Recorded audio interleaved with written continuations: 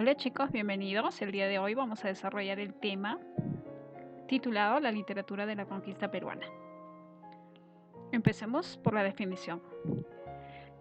Es aquella literatura florecida durante el proceso de la invasión española al Perú en el marco de la interacción entre dos culturas y la propuesta de sus nuevos hombres. Cuando hablamos de dos culturas nos estamos refiriendo a la cultura inca autóctona y a la cultura occidental impuesta por los españoles. ¿Cuál fue el contexto histórico en el que se desarrolló? Vamos a remontarnos hasta el siglo XVI con la llegada de los españoles, quienes por el año de 1532 dan muerte a Atahualpa y con esto se da el fin del imperio inca.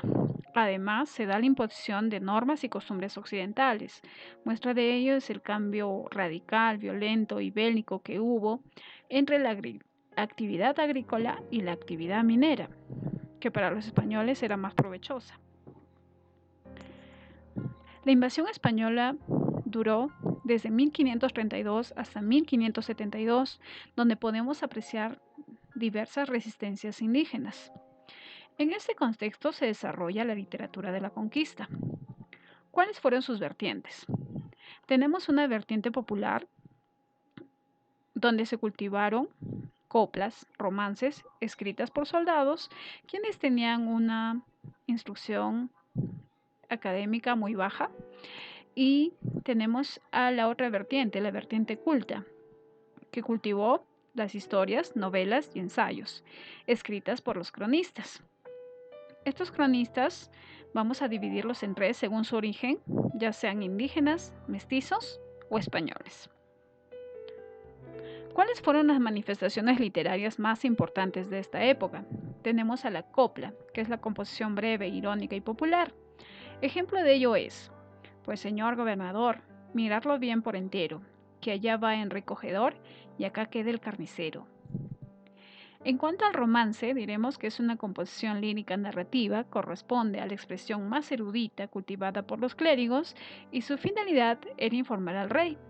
Ejemplo de romance tenemos: debiendo Pizarro haber de cumplir el pleito homenaje por él otorgado, venir a esta corte y a vuestro mandado, donde el juez le mandó remitir, no solamente no quiso venir, mas quebrantarlo con otros tiranos y la venganza tomó por sus manos. Solo por esto se debe punir.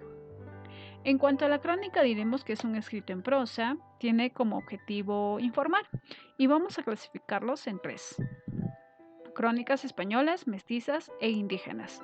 Las crónicas españolas muestran una visión lejana de la realidad americana. El máximo representante en las crónicas españolas es Pedro Cieza de León, con sus obras El señorío de los incas y Crónicas del Perú. En cuanto a las crónicas mestizas, fueron denominadas así debido a la integración del quechua y el castellano. Tiene como máximo representante al inca Garcilaso de la Vega con la obra Comentarios Reales de los Incas. En cuanto a crónicas indígenas, diremos que narran la época prehispánica y colonial. Tiene como máximo representante a Felipe Guamán Poma de Ayala, quien escribe su obra Nueva Crónica y Buen Gobierno de los Incas. Cabe resaltar que Felipe Guamán Poma de Ayala acompañó sus escritos con hermosos gráficos que representaban el texto. En esta oportunidad nos vamos a ocupar del Inca Garcilaso de la Vega.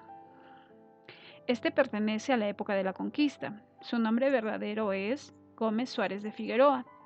Es considerado como el mejor cronista mestizo, precursor de las letras peruanas, padre de las letras americanas. Cultivó el género narrativo en la especie crónica y obtuvo reconocimientos como ser considerado el mejor cronista peruano, el primer mestizo biológico, espiritual de América, entre otros. Las obras que resaltan de Garcilaso de la Vega son Diálogos de Amor, escrito en el año 1589, Genealogía de García Pérez de Vargas, escrito en 1596, La Florida del Inca en el año 1605, Comentarios Reales, escritos en dos partes. Ocupémonos de esta última obra. Vamos a realizar un análisis de la obra Comentarios Reales de los Incas. Como ya saben, esta obra pertenece al género narrativo en la especie crónica. ¿Cuál es el tema? Trata sobre la historia, cultura y costumbres de los incas y otros pueblos del antiguo Perú y la conquista del Perú. Está estructurado en dos partes. La primera fue publicada en el año 1609. Esta contiene 9 libros y 262 capítulos en total, mientras que la segunda, publicada en el año 1617, contiene 8 libros y un total de 268 capítulos. ¿Cuáles fueron los personajes recurrentes de la obra Comentario Real de los Incas? Bueno, fueron los mismos incas, desde Manco Cápac hasta Atahualpa.